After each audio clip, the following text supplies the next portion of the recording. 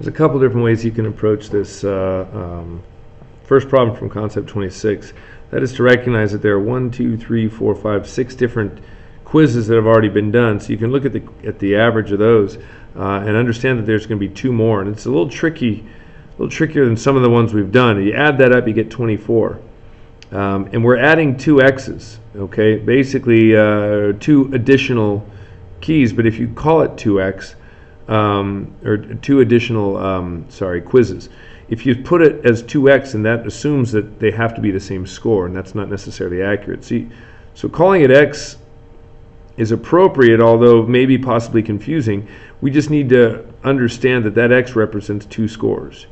And the reason that's important is that when we're saying that this represents 6 already, that represents 2 more, we need to set it up that we're dividing by 8 to equal an average of 4, which is what this is asking us to do.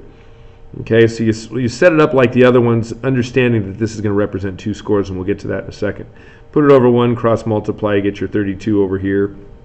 You get your 24 plus x over here. You subtract that 24.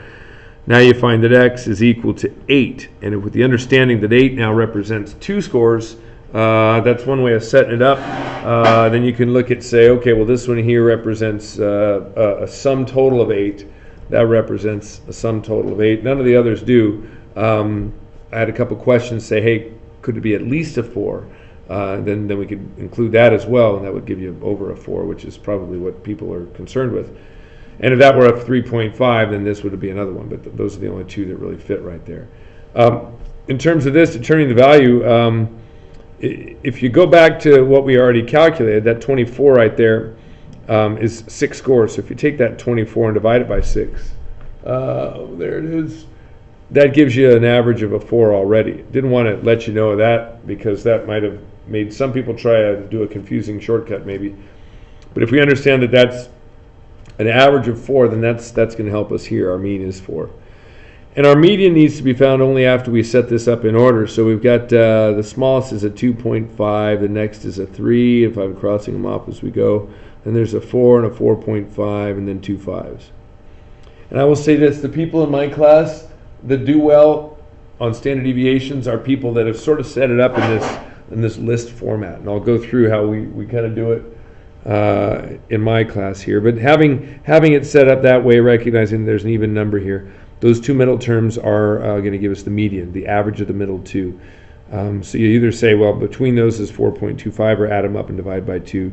You get 4.25. Your mode is the one that recurs most frequently, and the 5 shows up twice. The range is the difference between the biggest and the smallest. That's 2.5.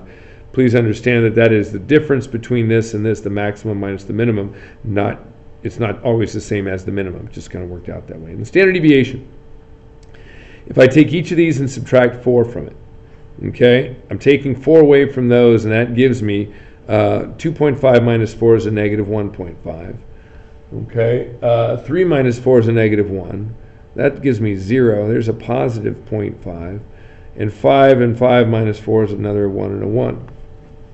Well, according to the equation for the standard deviation, the square root of the sum of x minus x bar, where x bar is the average, squared over n. Okay, we go through that process there. We've taken away the average already, but according to this, the next thing I do is I need to square this whole list of things. Negative 1.5 squared is equal to 2.25.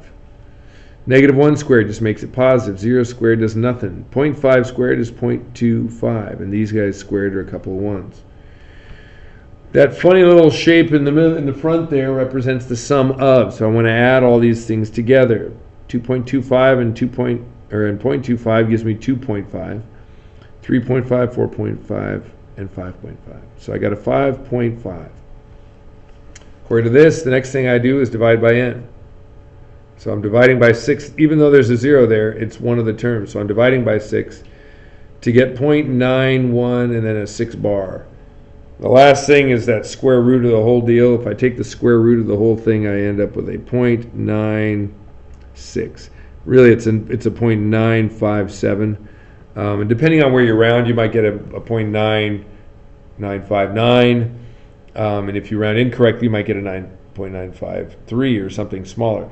An accurate standard deviation would be perfectly acceptable to call it a 0.96. And no, we're getting a little long here. That's 5 minutes. Yeah, we'll do the dot plot. Okay, dot, dot, dot, dot, dot, dot. It's either a couch with a pillow on the end, with a a little futon over here, or it's something data that's skewed left. Okay, if it's skewed left, the best measure of central tendency is the median, and the reason is because it's skewed left. If it were had a small pile and then stretching the other way, it'd be skewed right. But it's the direction of the tail. Any skewed data should always be represented by the median. Symmetric data is better represented by the mean.